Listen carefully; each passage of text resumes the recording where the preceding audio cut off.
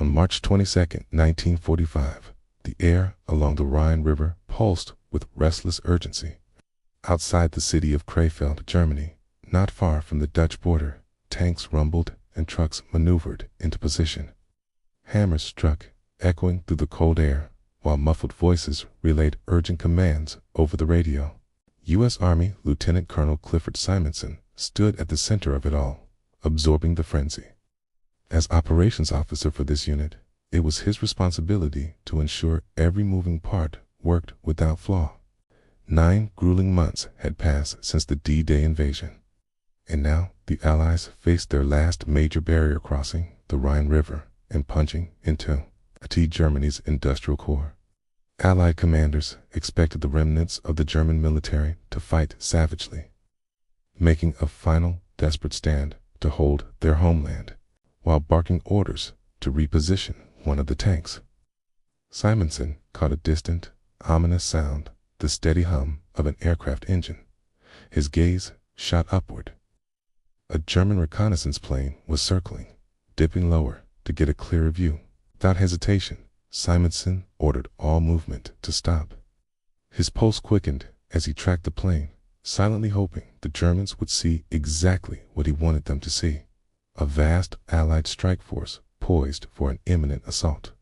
Once the aircraft finally disappeared over the horizon, Simonson signaled for his men to resume their work. Then, as if weightless, they lifted the tank no heavier than a mattress. Simonson smirked. This was a sight that never lost its charm, because the tank wasn't 30 tons of steel at all. It was 75 pounds of inflatable rubber, incapable of firing a single round. And it wasn't the only illusion. Nearly the entire scene around him was staged. The roar of engines, the pounding of hammers, every sound came from massive speakers mounted on the back of a truck. Even the radio chatter was deliberately falsified, crafted to make it seem as if 30,000 American troops were massed here. In reality, there were barely over 1,000. The entire spectacle was designed to convince the Germans an attack was coming here, while the real assault would hit 10 miles to the north. This masterful deception was the work of Simonson and his men. The 23rd Headquarters Special Troops, better known as the Ghost Army. For a year, these illusionists had been outwitting the Nazis across Western Europe, but this operation eclipsed everything they had done before. It would require every trick they possessed in. Even then, there was no guarantee it would succeed. When it comes to military technology, I've explored everything from sonic weaponry to the Army's earliest night vision trials, but this story stopped me cold. It takes us back to 1945. In our earlier episode, the D-Day Con, we covered how MI5's double-cross team used Operation Fortitude to convince the Nazis that the D-Day landings would occur anywhere but Normandy. If you haven't heard it, I recommend you do. But today, we examine an even more daring mission. As World War II reached its climax, the U.S. military deployed an unprecedented unit, soldiers who fought not with firepower, but with art, sound, and theater. They were painters, architects, and performers, armed with illusions instead of rifles. Dubbed the Ghost Army, nearly every piece of equipment they fielded was a fake, from tanks and trucks to artillery. Their job was to wage psychological warfare, creating grand illusions right at the front lines, often with little protection. They persuaded the Germans they were facing divisions that didn't exist, risking capture or death to maintain their charade. After the war, analysts estimated that their work saved as many as 30,000 American lives. One military historian remarked that rarely had such a small group influenced a major campaign so profoundly. Yet the Ghost Army's exploits remained classified for 50 years. December 1943, U.S. Army Captain Ralph Ingersoll burst into the London office of Lieutenant General Jake Devers. Before the general could speak, Ingersoll launched into a rapid-fire pitch he'd been refining for weeks. His immediate superior, Colonel Billy Harris, followed close behind, urging him to slow down and let the general greet them, but Ingersoll pressed on. He believed his idea could alter the course of the war. At 43, Ingersoll had little patience for military formality. Before the war, he'd been a journalist editor at The New Yorker, publisher of Fortune, and founder of his own magazine, PM. He had interviewed Roosevelt and Churchill, and his self-confidence often tested the patience of colleagues like Harris. Speaking with barely a pause for breath, Ingersoll explained how he'd helped British forces in North Africa use deception to significant effect. But now, he argued, the Allies could think bigger, much bigger. He proposed an entire unit dedicated solely to tactical deception, capable of producing large-scale battlefield illusions. Devers narrowed his eyes, demanding an example. Harris, a disciplined West Point man, stepped forward and laid out scenarios. They could fabricate armies where none existed, stage fake attacks to disguise the real ones, and mask weak points along Allied lines. Intrigued, Devers asked how it would all work. Ingersoll laid out his vision: a unit of artists, designers, and actors building inflatable tanks, fake trucks, and imitation aircraft. They'd project the roar of engines, blast the clatter of armor from loudspeakers, and transmit misleading radio signals, all to keep German intelligence guessing. Leaning back, Devers gave a curt nod. They would have their division of con artists, but it had better succeed. Lives were at stake, thousands of them manned. Failure was not an option. Leaving the office, Ingersoll felt the rush of victory, but knew the real work was ahead. Building an army of artists instead of soldiers would be no small feat, and with the Allied invasion of Europe fast approaching, he had only months to pull it off. Late January 1944, Camp Forest, Tennessee. The morning was bitterly cold, and 24-year-old Sergeant Victor Dow could barely feel his hands as he and another soldier wrestled with a wooden and burlap contraption meant to resemble a tank. It didn't look convincing. Dow had only recently arrived and still couldn't quite believe he'd been assigned here. Just 2 years earlier, he'd graduated from the Pratt Institute of Art and landed work as a comic strip artist. Then, one of his former professors recruited him and several classmates, some of the 603rd Engineer Camouflage Battalion. Despite the name, they rarely camouflaged anything. Instead, they specialized in creating fake military installations. With their artistic skills, they produced dummy tanks, imitation trucks, and phony artillery pieces to mislead enemy observers. The 603rd was just one of 4 specialized units under Ingersoll's Ghost Army. There was also a signal company generating fake radio chatter, a sonic unit producing battlefield sound effects, and a combat engineering unit to secure and help stage their elaborate deceptions. Together, they had one mission: make the enemy believe in what wasn't there. They had to persuade the enemy into believing they were looking at American forces that, in truth, did not exist. Shortly after Dow's transfer to Camp Forest, its new commanding officers, Colonel Harry Rear and Lieutenant Colonel Clifford Simonson, informed him that they were about to put their deception abilities to the ultimate test under real combat conditions. In only 3 months, they would be heading straight to the front lines. That was why Dow and his fellow soldiers spent countless hours rehearsing the careful positioning of tanks, ensuring that every arrangement appeared convincing from the air. Dow reached a clearing and lowered his end of the wooden and burlap mock tank. High above, an aircraft circled, inspecting whether their setup could deceive. German reconnaissance. The pilot's assessment came crackling over the radio. The tanks were placed too close together. As they spread them apart, Dow slipped on a patch of ice, his foot punching straight through part of the burlap. Fortunately, these wooden mock-ups were only for training. The real rubber tanks had not yet arrived. Nearby, combat engineers rumbled along in bulldozers, carving deep tracks into the earth to mimic the trail left by heavy armored vehicles from a nearby building. Dow could hear the sharp beeps and deliberate taps of radio operators, sending out fictitious messages in Morse code. Dow shook his head, uncertain if they were truly ready for the enormous challenge ahead. The stakes were nothing less than life or death, and they would be operating a completely fake army with barely any real protection. Most of their equipment was made of rubber. It was hard to believe this plan could succeed, or even that they could stay alive while trying. By February 1944, a month later, Lieutenant Colonel Clifford Simonson was following a soldier through the frozen woods near Pine Camp Training Base in upstate New York. The light was fading. The trees cast long, cold shadows over the snow-covered ground. It crunched sharply under every step Simonson took. He had just arrived at Pine Camp, while the camouflage, radio, and combat engineering units trained at Camp Forest in Tennessee. The fourth and final unit was busy working in New York. The Sonic Division's job was among the most technically demanding in the entire operation.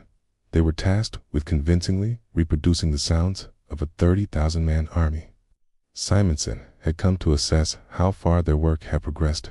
The soldier leading him stopped and told him they had reached the perfect spot, then asked him to close his eyes. Simonson obeyed. At first, he heard nothing but the creak of branches shifting in the wind. Then, faintly in the distance, came the sound of several trucks. They grew louder and louder, till it seemed they had stopped, just a few feet from where he stood. He heard the slam of doors and the thud of boots as soldiers jumped down. There was the heavy flap of canvas as tents went up, the rhythmic pounding of mallets driving stakes, the barked commands of officers, and the low grumbles of infantrymen. But when Simonson opened his eyes, he was not standing in a bustling military encampment. There were no troops swarming around him. Only the lone soldier who had brought him there remained in the distance. Simonson spotted a single truck with a massive loudspeaker mounted on the back. Every sound he had just heard had come from that one speaker. If the Germans ever heard it in the distance, they would be certain there was an Allied camp nearby. The soldier explained that the Sonic unit had been capturing the noises of tanks, trucks, and jeeps at various speeds, uphill and downhill, and forward and reverse. They had also recorded troops building bridges, pitching camps, and much more. Simonson grinned. When he was first assigned to command the Ghost Army instead of a real infantry unit, he had been disappointed. He couldn't imagine how one could lead an army, that technically didn't exist. There were no manuals on large-scale deception, no set instructions to follow, but after seeing his men at work, his skepticism had shifted into confidence. Soon, his ghost army would face its greatest challenge, pulling off these elaborate illusions in the chaos of the battlefield. The first deception. 6 months later, in mid-August 1944, Sergeant Victor Dow was standing ankle-deep in mud outside the German-held city of Brest, France. Rain poured down in sheets as he peered through binoculars at a church tower inside the heavily fortified city. Through the lenses, he could see Nazi scouts peering right back at him. 2 months earlier, the Allies had launched the monumental D-Day invasion, the largest amphibious assault in recorded history. Troops stormed the beaches of Normandy, smashing through German defenses and beginning their advance to reclaim Europe. Now it was the Ghost Army's turn to stage their first major deception. Their assignment had 2 objectives. First, to make it appear that far more American troops were closing in on Brest than there actually were. Second, to lure German forces toward them and away from the real American units. They would set up a false encampment less than 500 yards from German lines. A single mistake could expose the ruse and reveal that they were merely a lightly armed unit masquerading as a heavily armed division.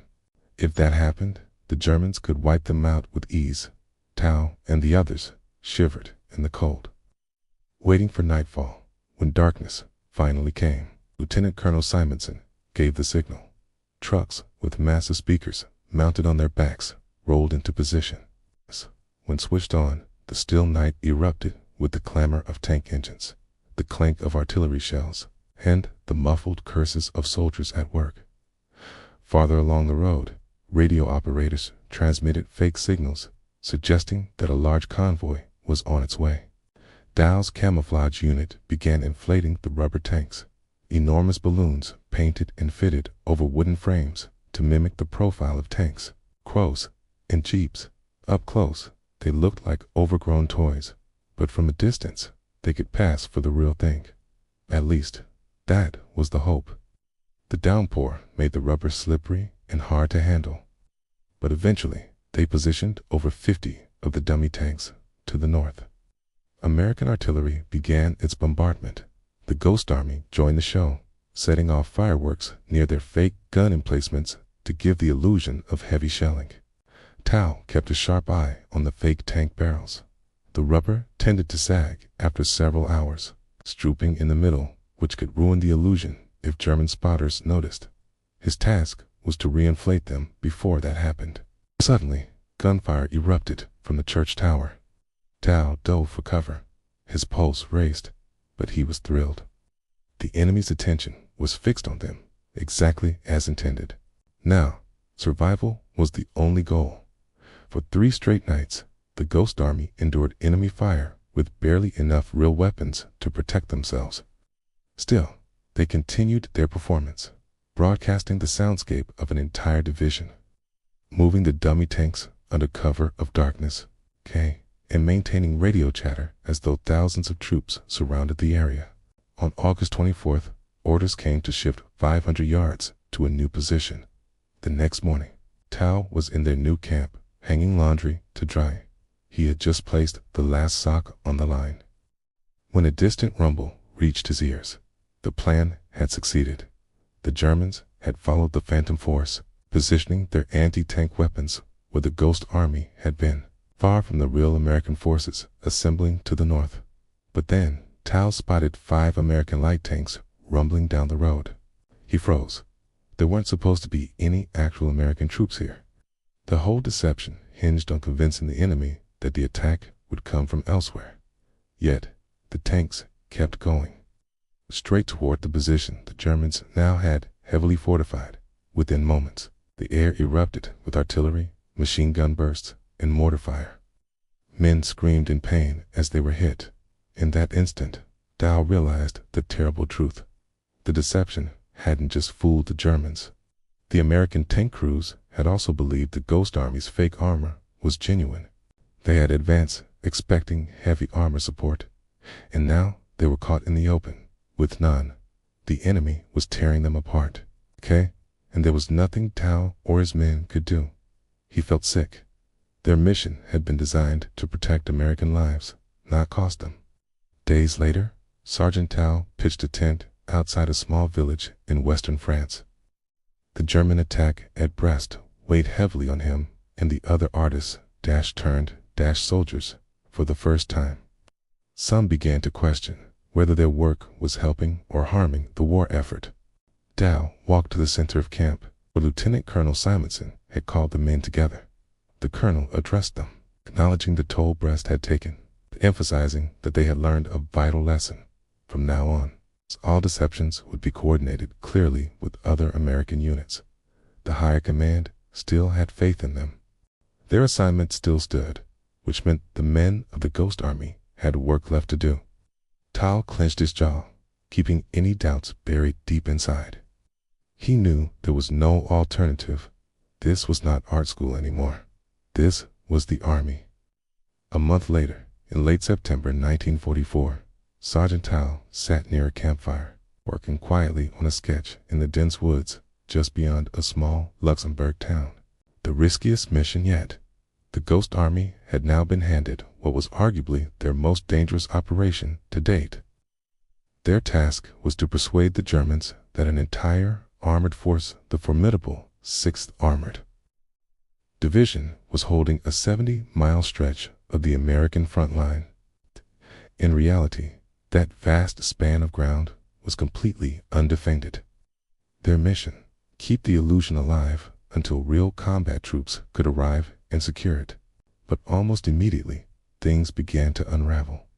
The plan was for their deception to last only 2 nights. Yet, the division meant to relieve them kept being delayed. Now, Tao and his unit were deep into their 7th straight night impersonating the 6th Armored Division. The longer the charade stretched on, the more likely it became that the Germans would discover the truth. Dow's eyes swept the darkness, nerves taut, senses on constant alert. All around, the sonic unit pumped out the manufactured sounds of a bustling camp tank's rumbling, sergeants barking at soldiers to douse cigarettes. Then, through the trees in the distance, Dow spotted what looked like an enemy tank creeping forward. His eyes went wide, and his heartbeat thundered. If the Nazis realized how lightly armed they truly were, the entire Ghost Army could be wiped out in minutes. But then he blinked. The tank was gone. Only empty forests lay ahead. There had never been a tank at all. Dow realized the exhaustion was getting to him, the same auditory tricks designed to fool the Germans had. In that moment, fooled him too. He tried returning to his sketch, but his hands were still trembling from the surge of fear. Suddenly, a rustling behind him made him spin around. It was one of the radio operators, waving a cable. "K." The message was clear. The real troops had arrived. "K." At last, the Ghost Army was being relieved. Dow's face broke into a grin. 7 tense nights, they had held off the German army using nothing more than inflatable tanks, sound effects, and a scattering of actual weapons. For the first time, Dow felt their elaborate subterfuge was making a real difference. Still, he could not help but wonder how much longer could they keep tricking the enemy. On December 21st, 1944, Major Ralph Ingersoll sat inside Army headquarters in Verdun, France, with a select group of officers. The atmosphere was grim. Beside him sat the legendary General Omar Bradley. How behind them paced the equally renowned General George Patton. Ingersoll studied them both, two of the most influential American commanders of the war. Getting into this meeting had been a near miracle for him. The mood in the room was heavy. The Battle of the Bulge was raging near Luxembourg City, shaping up to be the deadliest fight American forces would face on the Western Front. Then was every sign it could get worse.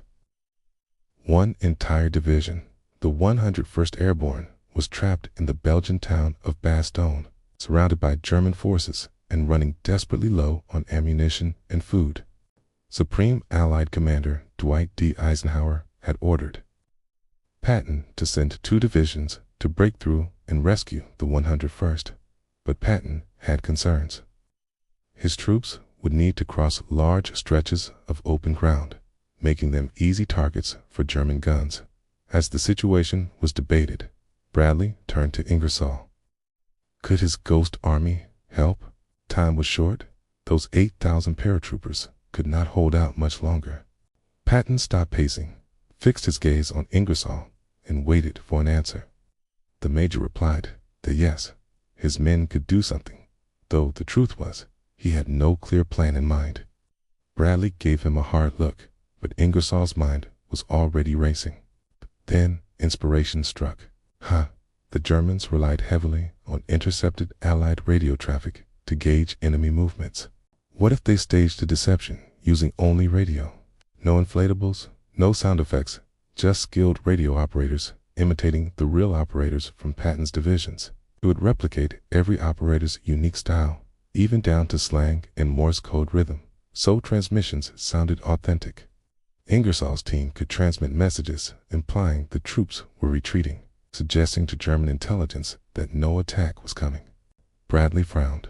Seemed too simple. Surely the Germans would spot the trick. Ingersoll admitted it was straightforward, but revealed the twist. The real operators from Patton's divisions would simultaneously send the opposite message that they were advancing. This would leave German intelligence unsure which version to believe. Bradley glanced at Patton. Patton rubbed his forehead and said, "It could work, but your operators must match the real ones exactly. No margin for error." Ingersoll assured him that his men were natural performers. They could mimic flawlessly. The next day, 29 Ghost Army radio sets went live, sending out coded messages that 2 of Patton's divisions were pulling back. Meanwhile, the actual divisions surged forward, taking the Germans by surprise and breaking through to the encircled paratroopers. On December 26th, Ingersoll received the news the 101st Airborne would be rescued. He knew the deception had played a role in making that possible. The dummy plane. 3 months later, on March 12, 1945, Victor Dow was packing up an inflatable tank in a field near Zartan, Germany. The Ghost Army was finishing another mission and preparing to relocate. This time, they had spent 33 hours posing as an infantry division ready to launch an attack from Zartan, while the real strike came from further north. Once again, the Germans had been caught off guard. Now, with the mission over, they packed up in record time. Dow marveled at how much faster they had become since the early months. A commanding officer shouted for the convoy to move out. Dow climbed into a truck and shut the door just as a German shell exploded directly in front of them. Another shell landed. Someone yelled that the truck behind them had been hit. Ka heard men screaming, saw others staggering, faces streaming with blood. Some were missing limbs. One man's body was studded with jagged shrapnel. The order came for Dow's truck to keep moving. They had too few weapons to fight back. Shaken but unscathed, Dow realized it was sheer luck their vehicle had not been struck. In nearly a year at the front, this was the closest he had come to death. Later, he learned 2 men had been killed and 15 wounded. By wartime standards, those were considered light losses, but the images stayed with him. And the most dangerous mission still lay ahead. 2 weeks later, Dow was inflating a dummy observation plane along the Rhine River near Krefeld, Germany. After months of pushing the Nazis back, Allied forces faced their final major barrier crossing into the German heartland. The Ghost Army's orders convinced the enemy that the main assault would come from their sector, while the true attack would launch miles away. Exhausted from days of setting up hundreds of decoys, Dow worked to complete a fake airfield. He finished the rubber plane, stepped back to assess it when an actual aircraft approached. Too low, too close. Dow tensed, ready to dive for cover. He saw the markings. It was an American observation plane attempting to land. He and the others ran, waving frantically for the pilot to turn away. The pilot, clearly irritated, banked off. They laughed and high-fived. The pilot had believed the airfield was real, then the Germans might believe it too. The final act of deception was set. A few weeks later, on March 24, 1945, Allied troops began crossing the Rhine 10 miles north of Krefeld, expecting fierce resistance. They instead found the Germans disorganized and off balance, convinced the attack was coming from somewhere else. Much of that confusion was due to the Ghost Army's efforts 10 miles to the south. Lieutenant General William Simpson later praised their precision and planning, calling their deception key to the crossing's success. It was their final wartime operation. Less than 2 months later, on May 8, 1945, victory in Europe was declared. After the war, Ghost Army members returned to civilian life. Clifford Simonson stayed in the military, later commanding an infantry division in Korea.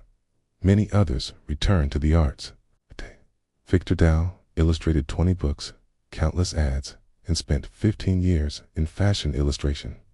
Ralph Ingersoll wrote several books and ran a newspaper chain. Others achieved fame in their fields. Fashion designer Bill Blass, beloved by Jackie Kennedy and Gloria Vanderbilt. Photographer Art Kane, who captured icons like Janis Joplin, Bob Dylan, and the Rolling Stones, and abstract artist Ellsworth Kelly. With the exception of one 1945 article, their story remained secret for 4 decades. Veterans were forbidden to speak about it, likely because, during the Cold War, the Pentagon believed such deception might be useful against the Soviet Union. In the mid-1980s, one veteran mentioned his service to a Smithsonian magazine editor. By then, Cold War tensions had eased, and some techniques were outdated. The Smithsonian published their story, and in 1996, the records were declassified. Nearly 30 years later, on March 21, 2024, surviving members were awarded the Congressional Gold Medal. Armed with creativity instead of heavy weapons, They had staged over 20 deceptions, saving thousands of lives. They proved that, in war, sometimes the most potent weapon is not a gun or a tank, but the art of illusion.